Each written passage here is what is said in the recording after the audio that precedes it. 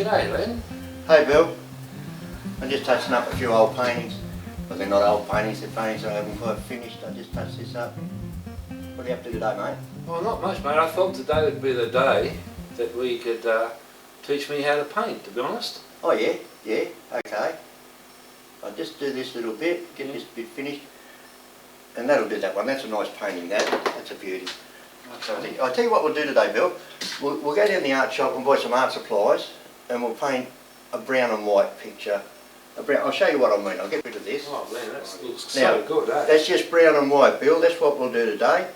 We'll go down to the art shop, we'll buy your art supplies, and we'll get you started, and I'll give you a hand, okay? Yeah, that's great, mate. Where we go?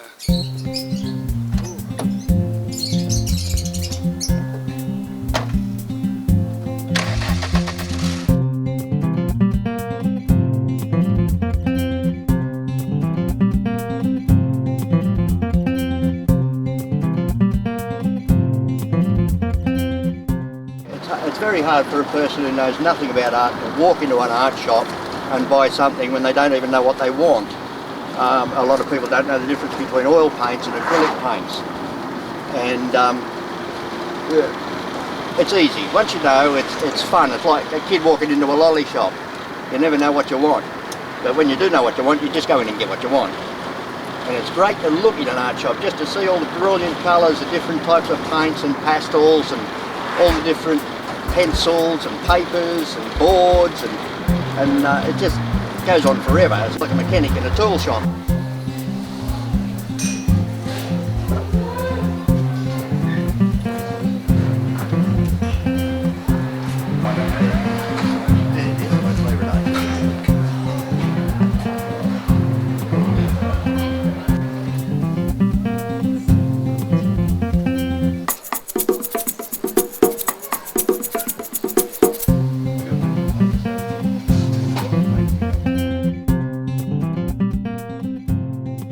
Wow, Len, look at all this stuff. How on earth do you choose what you're going to do? And look at it all. Well, what we're painting today is from light to dark.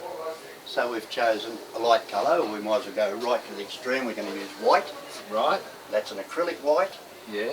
And we're going to use the same brand, acrylic brown, which is the dark. So we've got from one extreme to the other, from the white to the brown. Okay, but how do you choose? I mean, look at this Well, stuff. for instance, we're choosing these because they're a cheaper quality paint for students to start working with, like yourself. That's me. That's it. Yep. And here we have the Dira paints, which are professional artists. Of course, you can start with them if you wish. You'll find that the pigments are much stronger. They're much dearer to use, but we might as well start with the cheaper stuff to start with. Yep. And of course, you can move to the oil paints. These are oil paints. Now, the difference here is that they're mixed with terps, while these, you clean your brush and you mix them with water. And then, I suppose we better get some brushes. We'll start off with a couple of simple brushes, excuse me. That's a flat hog bristle brush, and a round hog bristle brush. And we need a painting knife. A little painting knife. And we need a little brush. Just a little brush for the little branches. So we'll grab ourselves, not too little, a little brush about that size, just for the branches. Now, what do we need? Something to paint on. Artwoods. Here we are. There's our artwoods. Grab a couple of them, Bill. There. That'll do. That's a nice size. That's a nice standard size. They're a prepared artist board. They're not a very thick board, and they're ready to accept the paint. So here we are. This is all you need to kick off. Tube of brown, tube of white, a couple of brushes, painting knife, and a board. That'll do us. What do you reckon? So far so good, Len. Yeah. So far so good. Let's go. Let's get home and get some work done.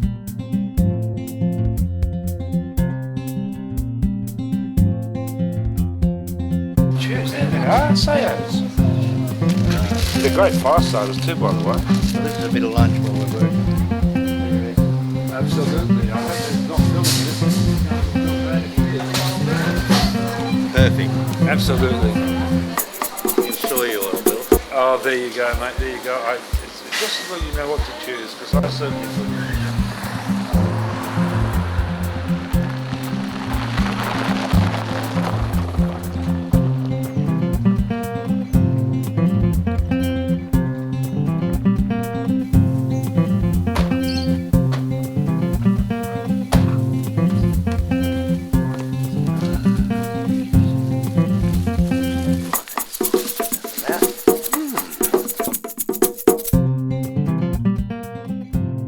Here, Okay. there we go.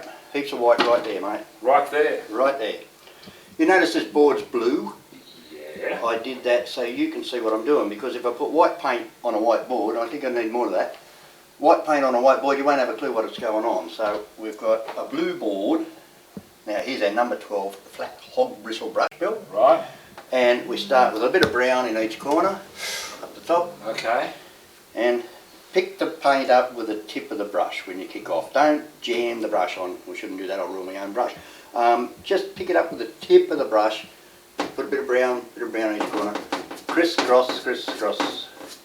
Do a figure 8 and just cross, use the cross. Okay. Now we're doing a brown and white painting. That's the only colours we're using, brown and white, to give you the contrast. So crisscross, crisscross, slowly add the white to the brown. The trick of the trade is keep the corners dark and keep the middle as white as you can get it, so you get a full contrast between very dark and very light. Alright. Here we are. That's a bit light up there. I'll go darker again. I'll pick up some of that brown from the corner, bring it across to the middle. Pick up some brown, bring it across to the middle. Grab that brush, Bill. Okay. Whip a bit of white in the middle there for me, mate. That's it, crisscross. That's the way, just the tip of the brush, and also because it's a sky, try and work in this direction and watch that you don't accidentally paint squares or circles. Just, that's the way, that's the way. Now I'll come back now, you're a little bit, I want you to move it this way a bit more. Okay. That's the way. It's like eating with chopsticks, as I say. You learn to use the brush and it becomes second nature for you. Once you learn to use the brush, what you worry about then is where to use the brush, Right. not how to use it. So I'm still stuck in the middle then? Yeah, keep going. And spread it along. Tip of the brush and spread it along. Now I'm going to pick a bit more brown and use it in the corner. Up in the top corners, the tip of the brush. You do the white, I'll do the brown. And that'll give you a sky. Doesn't look like a sky yet, but when we finish our picture it will. Okay. Now, the mountains. Now the mountains need to be not in the middle of the picture. They need to be slightly below or slightly above. On this occasion we're going to be slightly below the middle of the picture. So where do you reckon? About there? About there, eh? Yep. Great. Now pleasant shapes. Not like this. Pleasant shapes. This is the beauty of the painting. You can make it up as you go along, relax. There's so many people who don't know the joys of painting. You just learn to use a brush, sit back and relax, paint a picture. And if it doesn't turn out, it doesn't matter. It doesn't matter at all. That'll do, that's the mountains. That's it. Okay. If you look at mountains, you'll find they're very pale as they go away from you. You look at the All sky, you'll find the sky is very white in the distance, and it might be grey or blue up above your head, whatever colour. In this instance, we're doing it in brown. Now, this is the trees, but this is the dark part of the trees. This is the very dark part of the trees. I have to use the tip of the brush because if I force my brush on, I'll lose my darkness. Righto. Remember, Bill, to pick the paint up with the tip of your brush and do a cross brush stroke with both sides of your brush. Don't force your brush into the paint and pick it up like that. The brush will pick up the paint down here instead of on the tip. Pick up the paint with the tip of the brush. You can do that side if you like, Bill. Okay. Use the tip of your brush. You've got the round brush, I've got the square brush. Keep it going, just one brush stroke is the dark part of the trees. Block them in, block them in. If you see a bit of mountain you don't particularly like, block it in. Now over here, Bill, you'll need to go right up to there. Okay. Right up to there. I'll just help you there with that bit of paint I have on my brush. Thanks, mate. Block it in. Yeah. I'm going to swap brushes with you. Right, Here we mate. go. You use that one, I'll use this one. I'll give it a clean. And then I'm going to pick up the sunlight and put the sunlight on the trees. Now for the dab dab brush stroke, clean your brush, and because it's got paint in it, you pull it to a chisel point. If you want to clean your brush completely, clean it in water, but then pull it to a chisel point with paint in it and it will form this chisel point.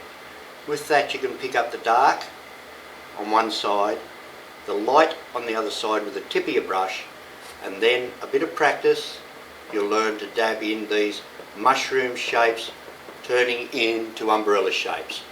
And that's the basic shape for the gum trees.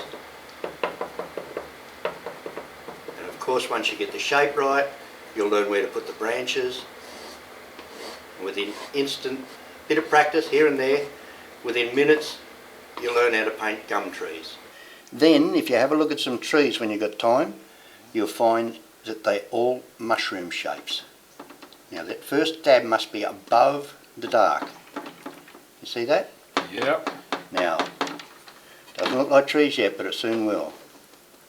Clean the brush, pick up some more paint. There we are. There. Now, I've got another brush over there, Bill. If you want to grab the other brush like this, give it a clean and you can finish off that bit while I do this bit. Notice this is the sunlight shining on the trees. And on that side of the painting it's shining on that side of the trees, but on this side of the painting we're using artist license and we're allowing it to shine on the other side of the trees. It's not a mistake, it's just a fact that it keeps your eye into the picture. Also, these trees are dipped in this direction to keep your eye running into the picture. Everything must run into the picture. The sky is dark in the corners to keep your eye into the picture. Okay. It makes the picture attractive, even if the picture doesn't look so great. If you keep from brilliant white to dark in the corners, it will still attract the eye. Now there's a bit more foliage around here. Have it straight in. Straight in. Oh. Oh, that's it. Now, this is what we want. We want little mushroom shapes. One there, one there. Whoop, that's it. Keep it going. Whoop. Okay, you finish that off for me. And while you're doing that, I'll find the little brush. I'll start putting a few branches with a large amount of paint. Hang it between my two fingers and just pull it up.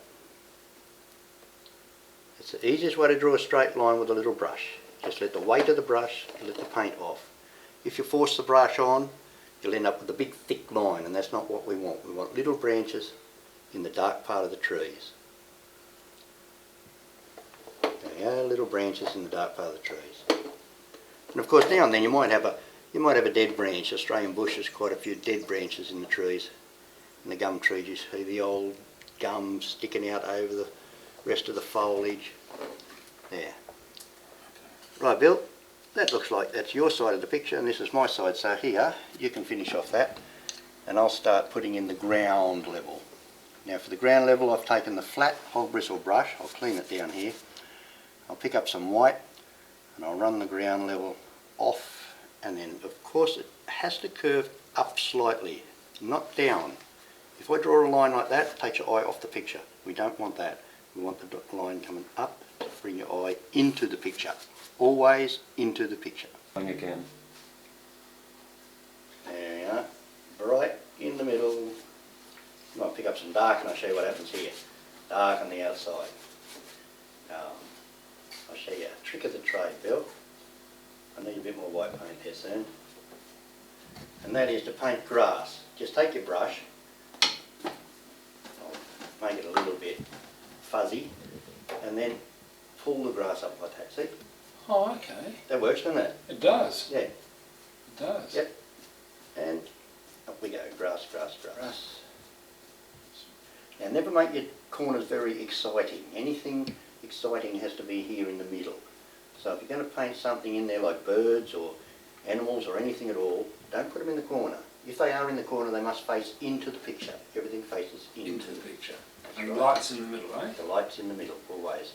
If you look at the old masters and you squint and you slowly open your eyes, you see the glow come out of the middle. That's the trick of the trade, is to hold your attention. Okay. Now with the painting knife, this is a different tool again. I'm going to pick the paint up with a painting knife with the dark on one side and the light on the other. Ooh, I've got a lot of paint on there, haven't I? You see, there's a dark on one side and the light on the other. I've got a little bit too much paint on there, so I'll readjust it. I'll take a bit of the white off, put a bit more dark on the one side. Yeah, it looks good now. That's good. Knife looks good. Let's see what the tree looks like, eh? Yeah. Okay, we'll start up here in the dark, pull it down into a tree. Very softly again, let the paint, let the knife do the job. We're sculpturing a tree, Australian gum tree. I wipe the knife clean. It's important you wipe the knife clean every time Otherwise you end up with the dirty paint on there up here. Well, you don't want that. Pick up some dark. Paint in that. Let's do another branch on that tree. Down through here. Light and dark again. There we are. Looking good? It does, it does. Yeah, I need some more paint here, Bill. That's the way. How's the sardines and so's going? You ready with that? I'm hungry. Okay, mate, I'll just get this paint up. Yeah. And on this side, I'll put some branches on those trees in a little while. On this side I'm going to do another tree, but I'm going to cheat again. I'm going to use artist license, and I'm going to put the light on the inside again. Bring the tree down through here. It got dirty there and it wasn't dark enough, so I'll go dark again. Take the tree right into the ground. Can't have the tree floating in midair. Take it right into the ground. And it looks like this tree's going to have a branch on it also. I'm going to do this one with the dark first, and then I'll come back with the light. But it's going to be quite a big tree, this one. We're making this up as we go along.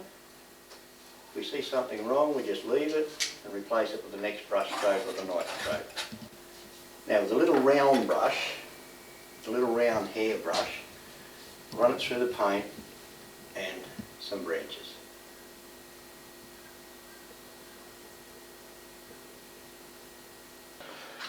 Right, Ooh, we're doing well. we certainly are. Branches, I won't put all the branches on at the moment. I'll wait till we put a bit of foliage on these trees and then we'll put the branches on later. Basically, just throw a few branches on here and there. That's it. And also, there's always some branches laying on the ground in the Australian bush. You'll always find a few branches falling off the tree. The gum trees shed their branches every now and then. And it's nice to have them heading into the picture also. They face into the picture. Bit of sunlight on the bark. That gives you the contrast. They bring the tree forward. I mustn't neglect this tree over your side, Bill. There we are. And while I'm at it, with this little tiny brush, I'm going to put a bird here, just for fun. A dot, a squash, and a tail. He's got no head. Give him a head. Here we go again. A dot, squash, and a tail. Couple of little birds. Where we go? What we'll do now, with a great big round hog bristle brush, we'll turn this into foliage. But what I'm going to do is pick up two colours at once on the brush. Oh, okay. I'm going to pick up the dark on one side of the brush, Right. and pick up the light on the other side of the brush. Okay. So that gives you your dark and your sunlight both on the brush at once. And when I dab it on, you'll find that gives me my light and dark both on the same brush. You want to pick up the other brush and have a go at that? Okay. Now remember, it faces into the picture, always into the picture. Yeah. Hold this board. Dark on one side, light on the other, right? Yeah, now pick it up with the tip of the brush, don't force the brush. Clean the brush, pull it to a chisel point, tip of the brush, turn it over, and the light is the top of the foliage. Okay. That's the way. That's it. I'll touch it up for you if it needs it. If you see something wrong with the tree, dab a bit of foliage over it. Makes wonders, does wonders, covers so many mistakes, this dab dab brush stroke, dab dab dab. Gee, Len, where did you learn to pick up the tips like you've just been like this? It's A lot of practice, Bill. I saw a guy painting, and then I saw him make a mistake and he painted something over the top of it. And then I said to him, "You're making that up as you go along." He said, "Yes." And I thought, oh, that's the trick. So what I did, I started painting, and then just started putting the paint on, and I found so much enjoyment just to see the paint come off the end of the brush. And now and then something comes out of it, and sometimes something doesn't. Okay. Yeah, and there's no need to worry about not getting it right. If you don't get it right, it doesn't matter. It's a pure enjoyment of letting the paint come off the brush and watching the paint come off the brush. Well, And if you paint a picture and it looks good, and you give it away to someone as a present, paint another one the same. Just paint them over and over and over again. and it becomes an art form for you. You enjoy it. It's more or less a craft. It's a skill. That looks rather good. I'm going to add a few branches there, Bill. I don't mind your tree over there. I think that'll do. I'll just put a few branches in here. In the eye end of the picture, I'll put a dead branch hanging in here. I'm going to put a couple of birds in the middle. I'm going to have them upside down now, the right side up, that's it. Bird there, bird there. Oh, well, another little bird here, say. Branch here, bit of bark hanging off the tree. So you make it up as you go along. See that tree there, looks like there's something missing there? Yeah. Spaces are okay. I'll put a few branches in the middle of yours over there for you. Yep. That's alright. Now, I think that needs a dark spot there because your eye seems to go around and drift off in that direction. So if you pick up some dark with your clean brush and put it just there for me. Just in here? Yes. Don't be frightened. Shut your eyes and put it on if you're a bit frightened. Perfect. Is that right? Yeah, Shut perfect. your eyes? Yeah. You're a great teacher, mate. Works every time. Can I open them now? Yeah. Okay. That's it. Here again, Bill, even with an abstract, you keep the light in the middle, as bright as you can go in the middle, and then your darker colours in the corner. Everything facing into the picture. See, this is a picture of nothing. It's just a picture of colour, of brightness. But it attracts your eye. And you find that you can't stop looking at it. That's what makes it pleasant. And the birds, if they are birds, they're just blue lines. They're into the picture. They're arranged so your eye will travel around and around the picture, and it's trapped in the picture. Yeah, okay.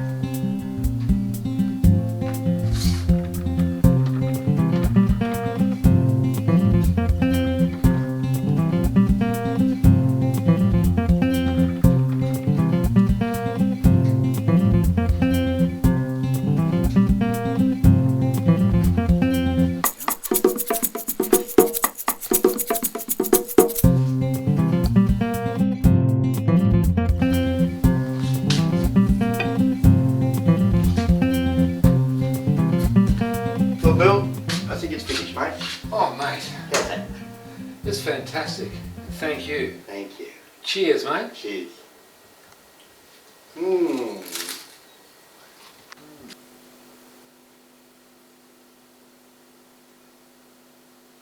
This little picture was done by Timmy, my son, 12 years old. He's been painting like a maniac lately. He loves it. I think you'll do well. He did this without me even watching him.